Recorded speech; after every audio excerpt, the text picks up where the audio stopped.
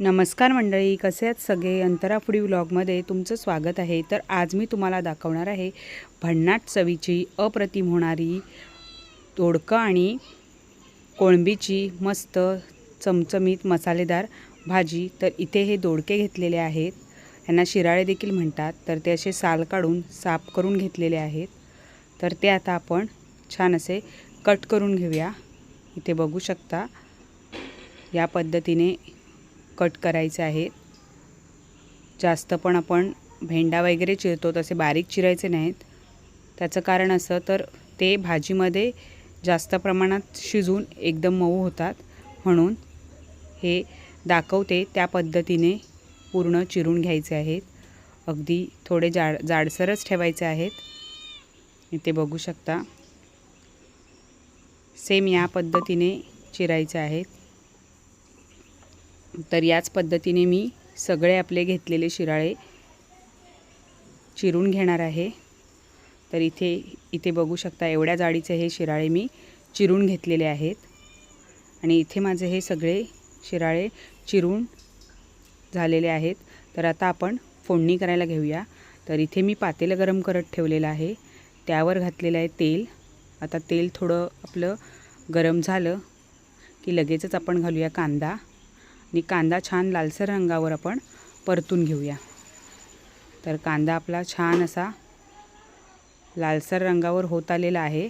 आता आपण त्यामध्ये घालणार आहोत टोमॅटो, आणि टोमॅटो देखील आपण छान 1 मिनिटभर असा मऊ होईपर्यंत परतून घ्यायचा आहे।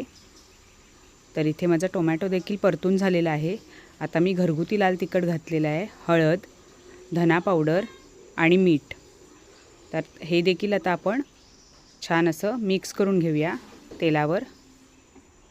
तर आता हे आपलं जवळपास मिक्स होत आलेलं आहे, आणि बघू शकता बाजूने तेल सुटलेलं आहे।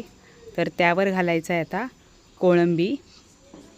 तर आता कोळंबी घालून ती देखील आपण छान ह्या मसाल्यामध्ये परतून घेऊया, म्हणजे तिचा उग्रस वास असतो तो नाहीसा होईल।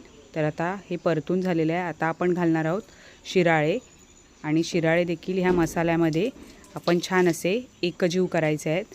इथे बघू शकता या पद्धतीने। तर इथे हे सगळे माझे शिराळे मिक्स झालेले आहेत। आता आपण पाणी न ठेवता झाकण ठेवायचं आहे।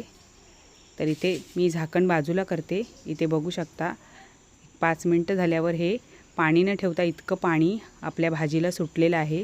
शिराळ्याला आणि कोळंबीला पाणी सुटतं, तर या पाण्यामध्येच आता ही भाजी आपण छान शिजवून घ्यायची आहे। तर इथे बघू शकता मगाशी दाखवल्याप्रमाणे हे पाणी आता जवळपास कमी झालेलं आहे भाजीतलं। तर ही भाकरी किंवा भाताबरोबर अगदी अप्रतिम चविष्ट भाजी होते। तर नक्की करून बघा, आणि कशी वाटली माझी रेसिपी कमेंटमध्ये मला नक्की सांगा। लाईक करा, शेअर करा, आणि माझ्या छोट्याशा चॅनलला सबस्क्राईब करा, आणि नक्की करून बघा। तर व्हिडिओ बघितल्याबद्दल धन्यवाद।